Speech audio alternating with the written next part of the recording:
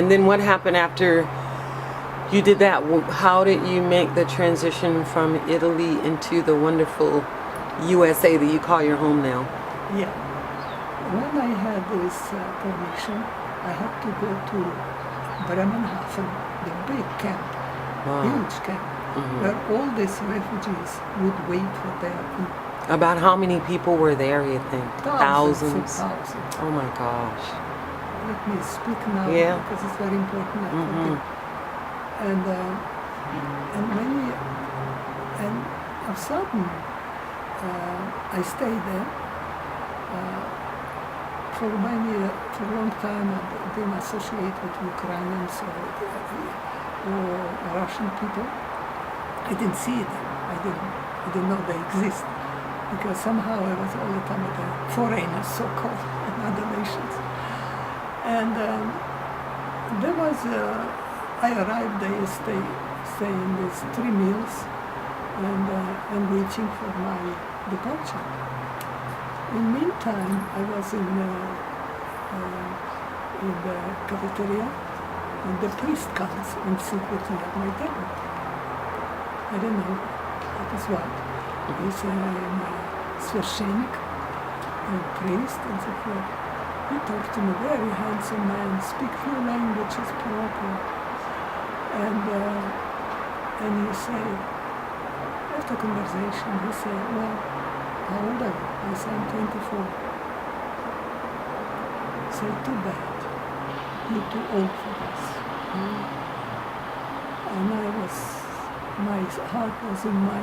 Devastated. And he said, too bad, if you would be 16, 17, you would go to America, but we train you first, become a spy. I was mortified. I was buttered. I didn't know. I said, why didn't I stay in Italy? I could get married there and so forth. And, but, so he said, too bad, you're too old. He said, we let you go as you are. He let me go. Wow. But he knew everything about me. He knew my parents were arrested. He knew that I have a national nieces in Kiev. He knew it. He knew it, everything. Now, who was this person that knew this? How did you meet? He was in the clothes of priest, but he was teaching people, young people, how to become spies. Oh, wow. Was it an organization that he belonged to? Wow. Oh, the Bolsheviks are everything doing against the will of people. You have no imagination how they work, what they do to torture innocent people. I don't know how I survived. I don't either. I'm surprised myself. To tell your story, that's And why now, you survived. I think so too. And now I'm 88 years old. I wrote a book, One Woman, 5 Lives, 5 Countries.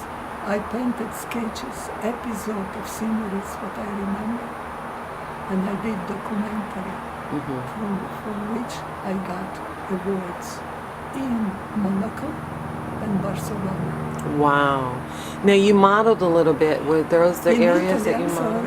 That's okay. In Italy, when I came to Milan, so when these agents came to investigate about me, and 2 weeks passed, I thought he forgot about me.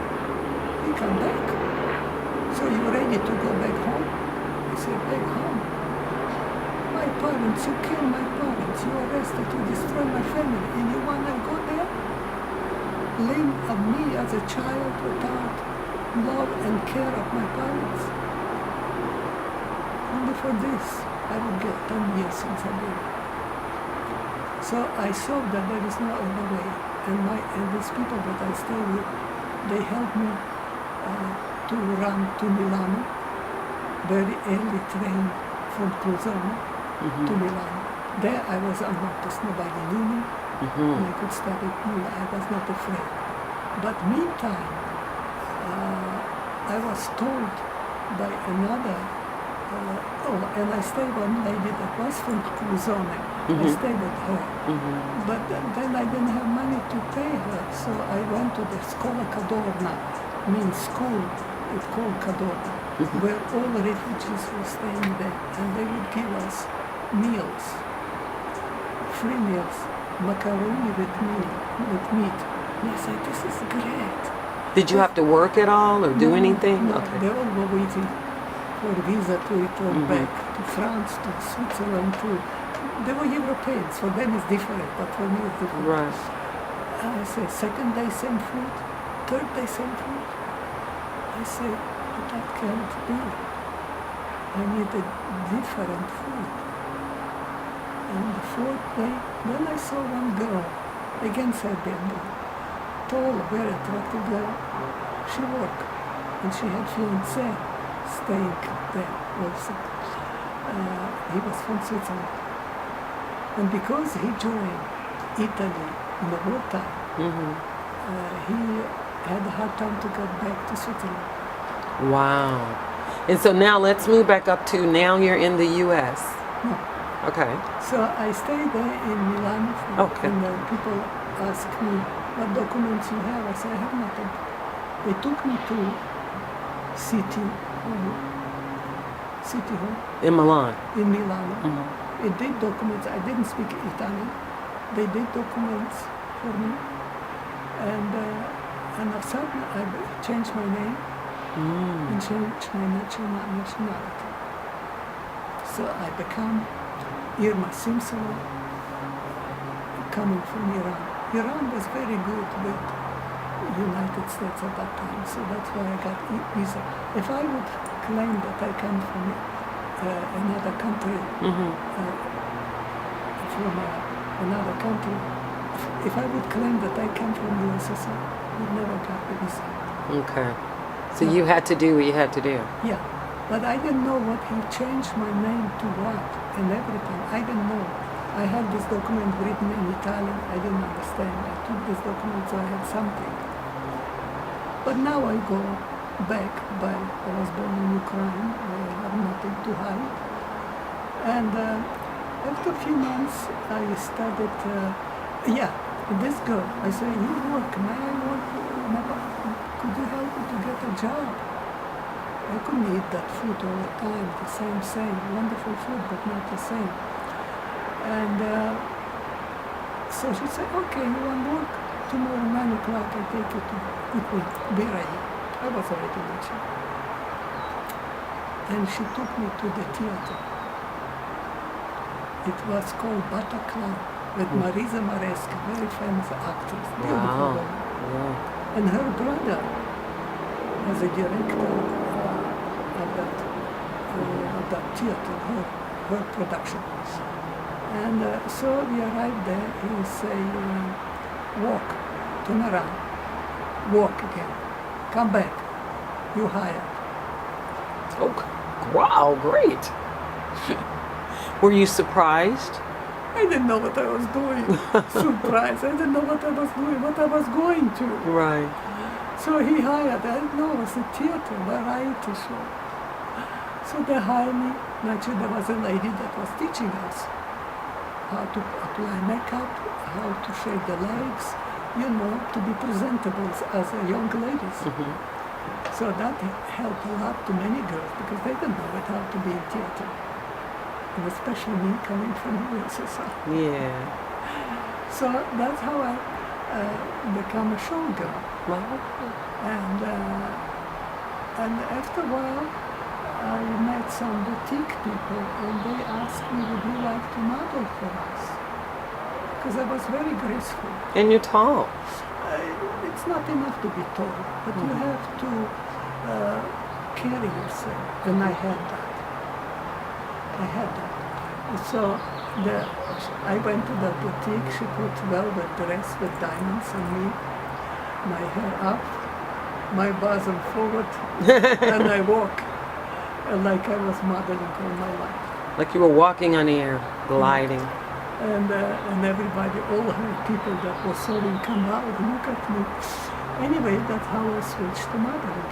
And then after a while, they were training for another show, but I didn't go there anymore. I went with the modeling. Okay. What, was it an That's- agency that you ended up with, a modeling agency? No, or- by myself. Okay. Because that people invite me and put the dress on me, and I felt so sure in myself that I could do it. And I carry myself beautifully. Yes. But I'm sure that that theater helped me to carry myself. How I carry, how I walk, you know.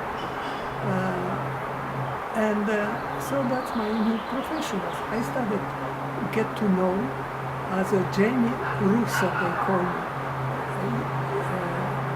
What does that mean? Wait a minute. Eugenia, Jenny, that's Gina. Oh. Gina, Russian. There was another lady, Italian, Jenny Rossa. Oh. Gina, red. Her hair was red. So I observed her. She had a chic, that woman. She really a shorter woman, but she had what very few women in life had it. And she was engaged for 15 years with one guy. Oh, wow. That's a long But engagement. her mother didn't like her because she was a model. So finally, mother put her foot on, introduced girl to him. And he got married. Miserable guy, but he pleased the mother. Mothers in Italy, they have tremendous power over the sons. And poor Gina Rossa, right, remained for the rest of her life by herself. Wow. That's terrible. That's a great story. Yeah, but many women like that. I had a girlfriend that I invited her to come here from Italy. We modeled together once in a while because she was dark and I'm light, you know. And the same things with her happen. Same things. Mothers have power over the sons, incredible. It's incredible, like a yeah. magnet, you know. So anyway, I work as a model, and with this profession, I can